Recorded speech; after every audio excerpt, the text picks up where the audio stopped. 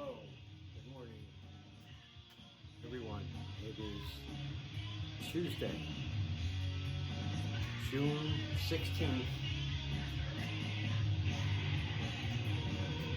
around 11 a.m. I have a name, and it's Jason Mowad. And what I'm doing here is another experiment of sorts where I'm going to make like verbal notes for myself, and in hopes by doing them in the morning for the day and announcing to myself and to the world what I want to do, and not make a YouTube video out of it, put it on Facebook, because it's something to that rather than just saying my ideas in the fucking air. You know, I feel more accountable by doing it this way. So what I have on deck in the fantastic mind for today is, other than my daughter's here, I'm bringing her back to Tom's River today and see my older daughter when I get down there. She gets out of work and come back, but that has nothing to do with anything.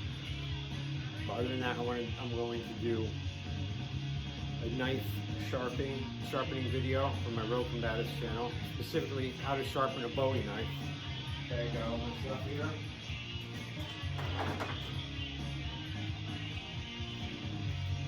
You know, the different stones I use, what I use to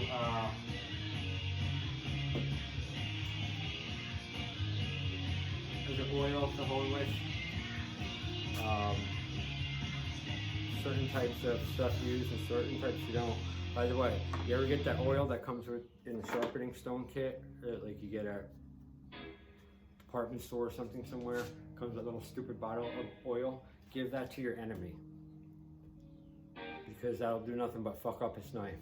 If it doesn't have petroleum distillates in it, it's gonna bind the metal you sharpen off, put it right back on the fucking blade. But I'm going to explain all of that. You know, of course, my obsessiveness when I got into the Bowies and knives and collecting them, and of course I had to find out and do a year's worth of work on sharpening and all the different types and try all the different types and find which one worked the best for me, and I can get the best, quickest edge and point depending on the knife on a regular, steady basis. And I finally came up with a good system. You know, like I said, different grade stones. Also, you need a leather strop. But all right, so that's for that. When I do the how to sharpen a Bowie, I'll probably sharpen either this one, standard good sharpening, or the new cold steel.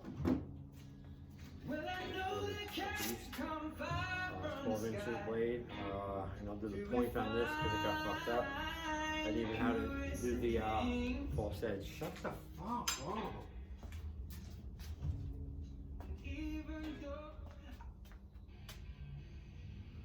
So, and I've been meaning to do that for a while, and I'm also going to do it not just on Bowies. You know, I'll bring you know, a small fixed blade out too. Something like this, and it's easy, and probably even a folder or two sharpen. Okay, so that's the rope combatives goal of the day. And in the perfect world, Lord willing, and the creek don't rise, not only will I be able to do the sharpening video, but I'll also be able to start in good detail again, double the generic opening for double Bowie knife fighting sets. I don't know what to say.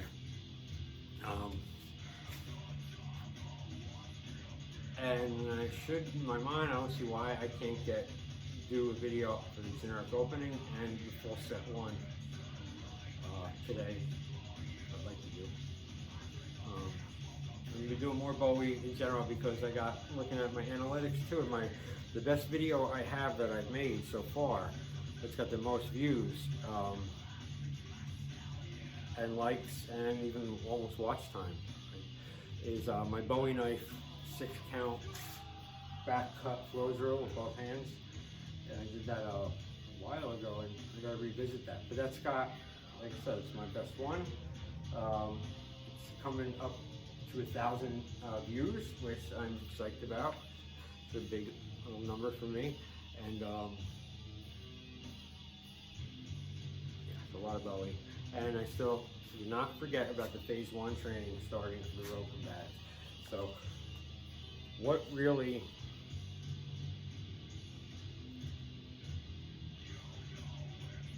is the plan for the summer? I had to alter it because of the corona shit and everything, but I gotta get altered. Ideal world, everything smooth. I do a minimum of 2 videos a day, 5 days a week. And 1 video for the Roguemind channel, teaching phase 1 stuff every day. I'm looking forward to that. And Bowie stuff. And then 2, a second video later in the day or evening for my artistic endeavors.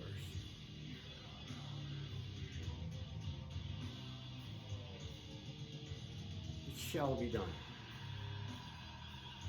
God knows I have the fucking time.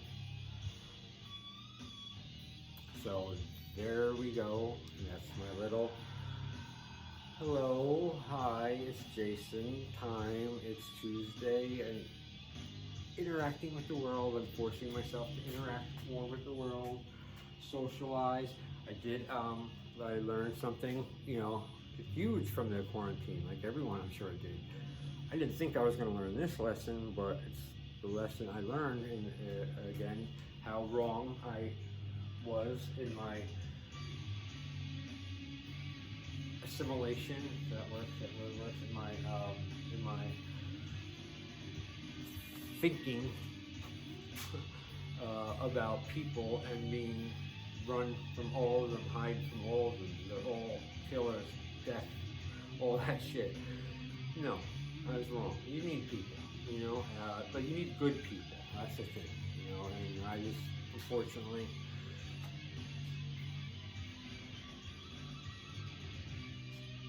haven't came across any good ones really. There's a few here and there, but I'm optimistic for the future. So I realized, pulling in and living so insular, pulling in and living so insular like that is bullshit on my part. If I continue it, which I'm not. I see the error in my ways, but also I see a lot of bad fucking people I just had to get away from. I feel so much better. I don't have their fucking static coming into my head every day with their stupid phone calls, interrupting, like, what are you doing? Fuck you, click, what do you want? Like, it's shit like that, and then I think, at one point I got so insular, so withdrawn from everyone and everything.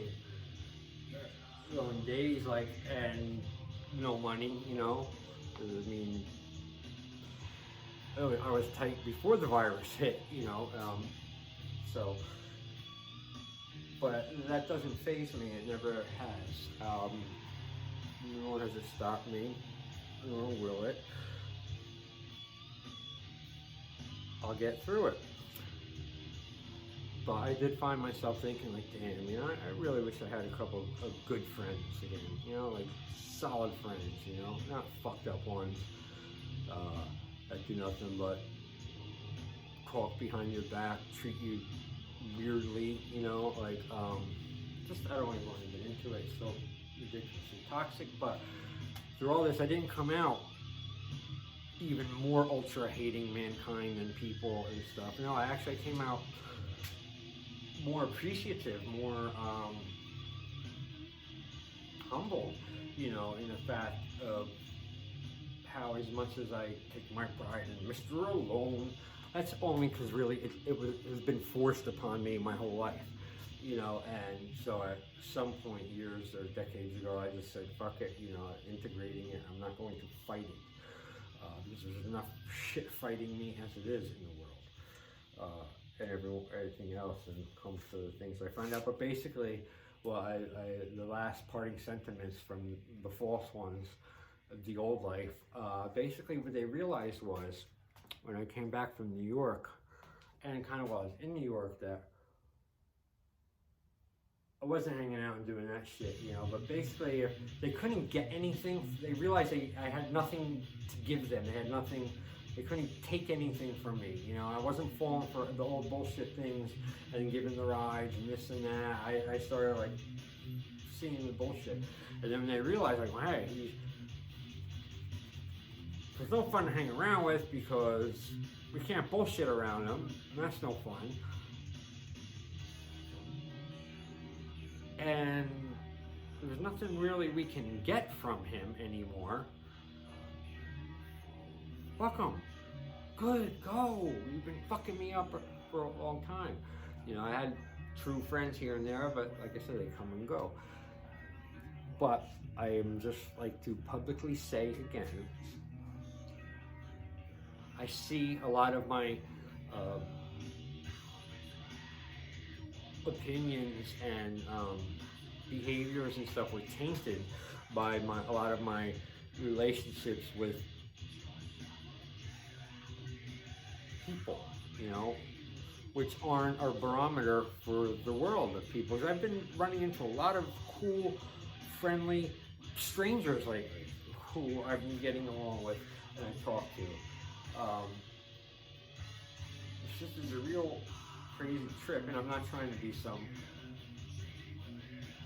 virtuous, pious guy, look at me, wonderful, No, I'm just being me. I'm evolving with me, and as honestly as I can, and I, love this new age we're in with this platform because it gives me multiple platforms where I can kind of do my thing and exercise it positively and then enter the world. See, I never had this kind of an outlet, thing. So I'm very, very, believe it or not, I'm very, very, fuck is the word? What's that word? It's a simple word. Very, very, I'm very, very, what the fuck is that word? I'm very, very,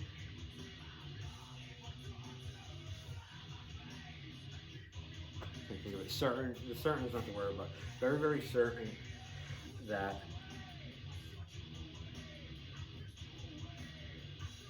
as I assimilate all this new data and formulate like my new ways of being, interacting with people, men and women, I am going to date again, hopefully, soon, but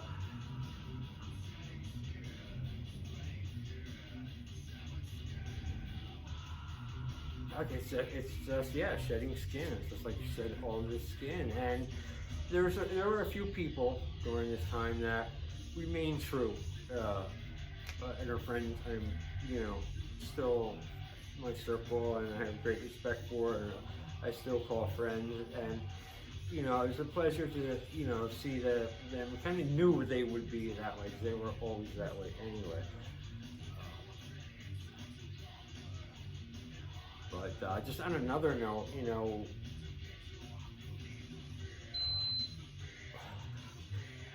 missing the gym and taking all that stuff for granted is one thing, but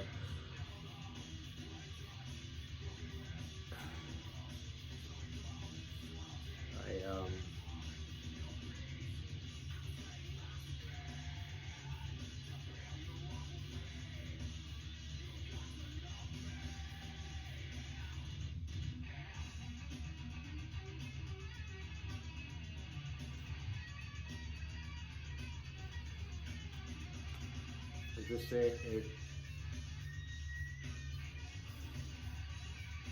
always comes back to this saying with this type of thing. I can't think of a better one.